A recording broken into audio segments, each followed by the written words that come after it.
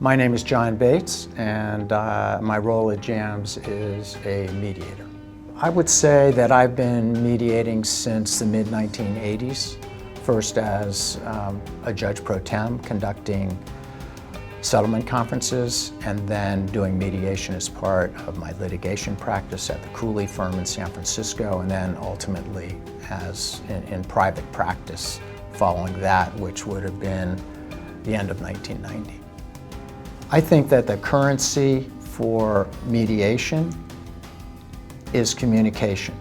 If I can make people feel comfortable, they're going to be more communicative, and the process is going to be more efficient and probably more effective as well. I'm a process guy, and so I'm not wedded to any particular area. What's really particularly rewarding or gratifying about mediating is that instead of as a trial lawyer, where you're kind of fanning the flames and it's a competitive undertaking, as a mediator, you're trying to help people solve problems. I think what is critical to helping people find a solution to their controversy is empowerment.